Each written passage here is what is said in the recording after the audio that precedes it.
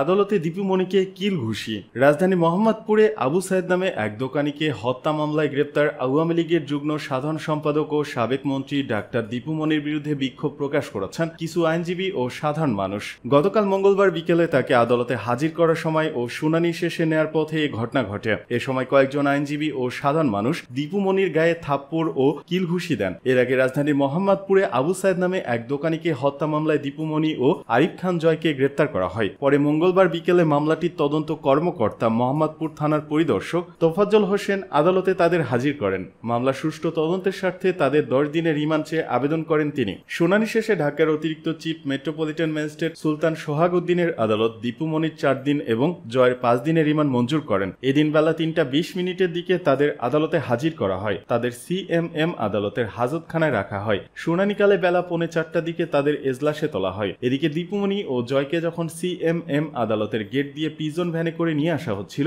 তখন এক ব্যক্তি রাস্তায় শুয়ে পড়েন। এ সময় দীপু মনির ফাঁসির দাবি করেন, পরে সেখান থেকে উঠে যান। তাদের নিয়ে গাড়ি চলে যায় সিএমএম আদালতের হাজতখানায়। বেলা 3:45 দিকে তাদের এজলাসে তোলার জন্য হাজতখানার দিকে নিয়ে আসা হয়। তাদের মাথায় হেলমেট পরা ছিল। আইনজীবীদের বিক্ষোভের মুখে তাদের এজলাসে তুলতে বেগ পেতে হয় আইন শৃঙ্খলা বাহিনীকে। অনেক ধাক্কাধাক্কি করে তাদের আদালতের 2য় তলায় তোলা হয়। এ সময় কয়েকজন আইনজীবী দীপু মনিকে থাপ্পড় মারেন। পরে তাদের এজলাসে তোলা হয়। গত 19 আগস্ট রাতে সাবেক মন্ত্রী ডাক্তার দীপু মনিকে রাজধানী গুলশানের বাড়িধারার DOHS এলাকা থেকে আটক করে ডিবি গুলশান বিভাগের একটি দল। তার বিরুদ্ধে চাঁদপুর ও ঢাকায় মামলা রয়েছে।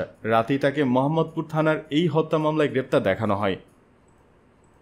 এদিকে ছাত্র জনতার অভ্যুত্থান, বিএনপির 117 ও জামায়াতের 87 নেতাকর্মী নিহত।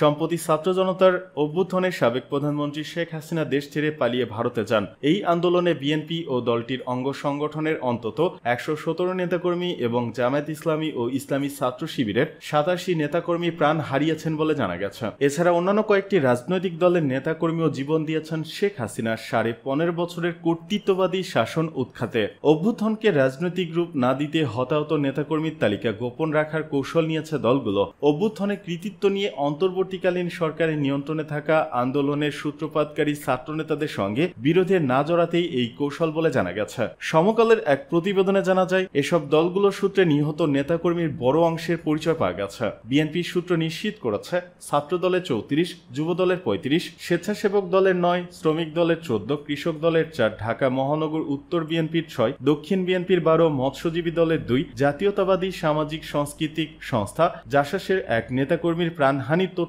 নিশ্চিত হওয়া গেছে। বহু নেতাকর্মী চিকিৎসাধীন থাকায় নিহতের সংখ্যা বাড়তে পারে। জামায়াত সূত্রে জানা গেছে, শিবিরের নিহত নেতাকর্মীর সংখ্যা অন্তত 53। জামায়াতের 34 জনে প্রাণ গেছে। তীব্র আন্দোলনের প্রথম দিন গত 16 জুলাই শিবিরের 2 নেতা নিহত হন। 1 আগস্ট আওয়ামী লীগ সরকারের নির্বাহী আদেশে নিষিদ্ধ হওয়ার পর 4 ও 5 আগস্ট জামায়াত শিবিরের 60 জনের বেশি নিহত হয়েছেন। যদিও দলটি কেউ এ বিষয়ে আনুষ্ঠানিক বক্তব্য জানায়নি। বিএনপি এবং দলটির অঙ্গ সংগঠনের নিহত নেতাকর্মীর বেশিরভাগের প্রাণ গেছে 4 ও 5 আগস্ট, যদিও সংখ্যা নিরূপণ করতে পারেনি দলটি। নুরুল হক নূরের নেতৃত্বাধীন গণ অধিকার পরিষদের 9 নেতাকর্মীর জীবন গেছে এই আন্দোলনে। সমকালের হিসেবে ছাত্র জনতার আন্দোলনে 623 জন নিহত হয়েছেন। জাতিসংঘের মানবাধিকার কমিশনের প্রাথমিক প্রতিবেদনে নিহতের সংখ্যা অন্তত 650। সরকারি হাসপাতালগুলো 408 জনের লাশ পাওয়ার তথ্য জানিয়েছে। সদ্য সাবেক স্বরাষ্ট্র উপদেষ্টা ব্রিগেডিয়ার জেনারেল অবসরপ্রাপ্ত এম শাখাত হোসেন জানিয়েছিলেন, নিহতের সংখ্যা 1000 ছাড়তে পারে। সরকারি চাকরিতে কোটা সংস্কারে গত 1 জুলাই আন্দোলনের সূত্রপাত করেন ছাত্ররা। আওয়ামী লীগ শুরু থেকে শিক্ষার্থীদের আন্দোলনকে বিএনপি জামায়াতের ষড়যন্ত্র আখ্যা দিলেও প্রথম দিকে দল দুইটির সরাসরি অংশগ্রহণ ছিল না বলে গোয়েন্দা সূত্র নিশ্চিত করেছে। গত 14 জুলাই সংবাদ সম্মেলনে তৎকালীন প্রধানমন্ত্রী শেখ হাসিনা আন্দোলনকারীদের রাজাকারের সন্তান আখ্যা দিয়েছেন অভিযোগে ক্ষোভের বহিঃপ্রকাশ ঘটে। এতে বিক্ষোভ হলে পরের দিন ঢাকা বিশ্ববিদ্যালয় সংঘবদ্ধ শিক্ষার্থীদের উপর হামলা করে ছাত্রলীগ। 16 জুলাই শুরু হয় রক্তক্ষয়ী সংঘাত। সেদিন নিহত হন চট্টগ্রাম কলেজ ছাত্রদলের যুগ্ম আহ্বায়ক অসীম আকরাম। একই দিনে নিহত 2 শিবির নেতা, একজন চট্টগ্রামের এমইএস কলেজের বিবিএ প্রথম বর্ষের ছাত্র এবং মহানগর উত্তর শিবিরের সাথী ফয়সাল আহমেদ শান্ত।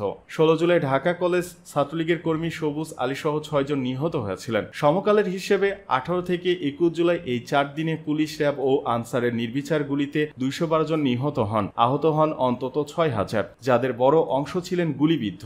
বৈষম্য বিরোধী ছাত্র আন্দোলনের হিসেবে ওই সময় 268 জনের প্রাণ গিয়েছিল। আহত অনেকে পরবর্তী সময় চিকিৎসাধীন অবস্থায় মারা যান। পরিসংখ্যান অনুযায়ী 18 থেকে 21 জুলাই নিহতের বড় অংশই ছিলেন শিক্ষার্থী, শ্রমজীবী সহ সাধারণ মানুষ। সেই সময় প্রাণ হারানোদের 6 জন বিএনপির এবং 5 জন জামায়াতের বলে জানা গিয়েছিল। দল দুটির সূত্র জানিয়েছে, এত প্রাণহানি এবং শিক্ষার্থী ও সাধারণ মানুষকে ঢালাও ধরপাকড়ে হাসিনা সরকারের বিরুদ্ধে জনরোষ সৃষ্টি হলে সর্বাত্মক আন্দোলনে নামতে বাধ্য হয় বিএনপি ও জামায়াত। বিএনপি নেতারা জানান, নৈতিক সমর্থন থাকলে কোটা সংস্কার আন্দোলনের সরাসরি সম্পৃক্ত হওয়া নিয়ে শীর্ষ নেতাদের মতপার্থক্য ছিল। তবে দলের নির্দেশনা ছাড়াই সারা দেশের নেতাকর্মী সমর্থকরা নিজেরাই স্বতঃস্ফূর্তভাবে আন্দোলনে অংশ নেন। বিএনপির সিনিয়র যুগ্ম মহাসচিব রুহুল কবির রিজভী বলেন, আন্দোলনের সূত্রপাত করেছিল ছাত্ররা। এতে স্বৈরাচারের দমন পীড়নে সাধারণ মানুষ, বিভিন্ন রাজনৈতিক দল প্রত্যক্ষ ও পরোক্ষভাবে সমর্থন দিয়েছিল। দেশ রক্ষার এই আন্দোলনে বিএনপির তরুণ যুবকরা দেশপ্রেমে ঝাঁপিয়ে পড়েন। বহু নেতাকর্মী নিহত এবং অসংখ্য আহত হয়েছেন।